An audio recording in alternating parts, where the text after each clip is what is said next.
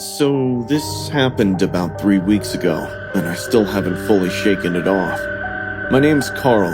I'm 35, recently divorced, and had to move back into the city after things fell apart with my wife. I landed a job working late night shift at a 7-Eleven in downtown LA. Not the nicest part, I'll be real with you. The area was rough and filled with addicts and thugs, but it was a job. I needed the money, and I figured I could handle it. I'd worked security gigs before. I'd dealt with my fair share of drunks, addicts, and weirdos. But nothing, and I mean nothing, prepared me for what happened that night. It was a Tuesday, around 1 a.m. The store was almost empty, with one customer every 2 or 3 hours.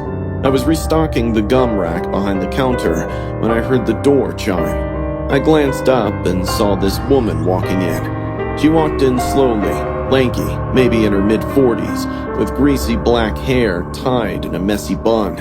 Her clothes hung off her like loose paper. She wore a puffy green jacket over a dirty tank top, and her jeans were soaked around the ankles like she'd been through dusty, muddy alleys. Her eyes were darting around, jittery but hollow, and she spread this reeking smell all around the store. From her appearance, it wasn't hard to guess that she belonged to the Skid Row area. She mumbled something I couldn't make out and wandered toward the snack aisle. I kept an eye on her. We got tweakers in all the time, usually harmless, sometimes loud, sometimes annoying. But this one felt off. She wasn't browsing, she was just grabbing random stuff. Candy bars, trail mix, even a frozen burrito, just shoving it all into her arms with this weird sense of urgency, like she was on a mission but didn't know why. After a few minutes, she approached the counter. She plopped the pile in front of me and started fishing through her pockets. They were empty. She looked up and muttered, "I have no money, but they're hungry too." I was confused. Who are they? She pointed toward the door. "My friends. Can't let them starve."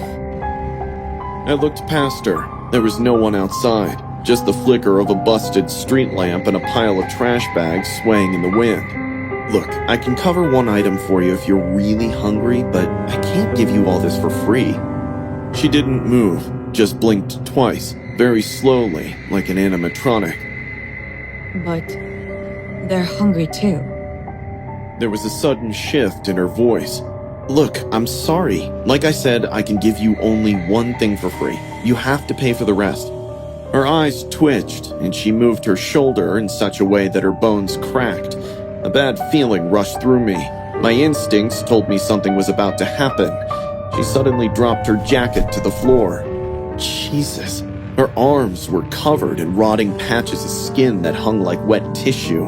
Deep purple veins bulged out like thick worms, and there were old needle marks, hundreds of them. Some still oozed pus.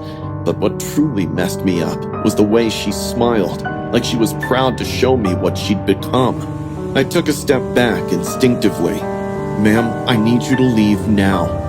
"I never leave hungry." Saying this, she started scratching, hard, frantic, nails digging so deep into her arms that skin began to peel.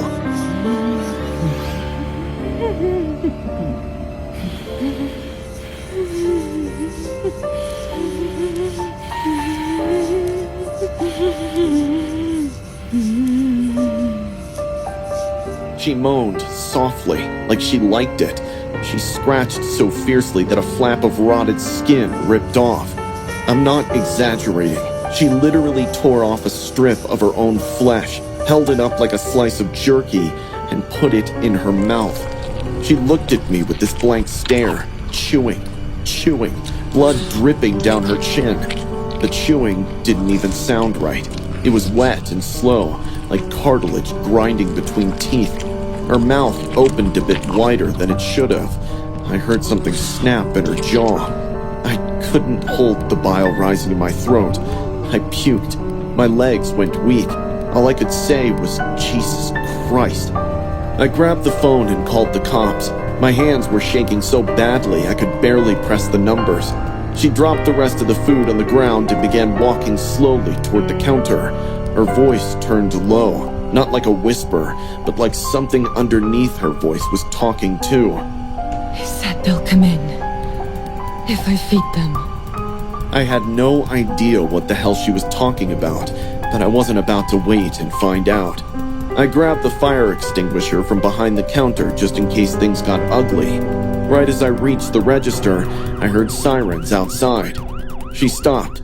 Her head twitched violently to the side like a broken doll. She looked at the door, then back at me, then let out this guttural, animalistic growl.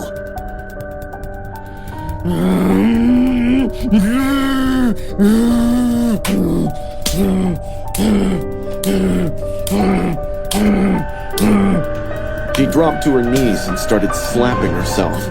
When the cops came in, she was still hitting herself, screaming and laughing at the same time.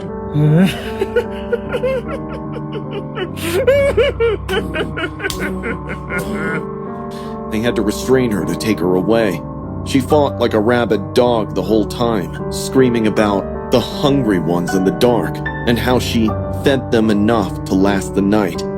They sedated her and took her to a hospital. Later that morning, a cop came back to take my statement.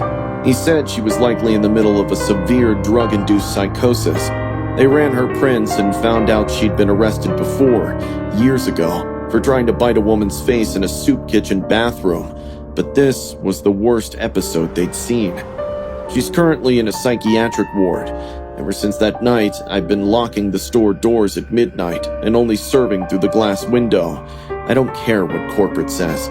I'm not putting myself in that situation again.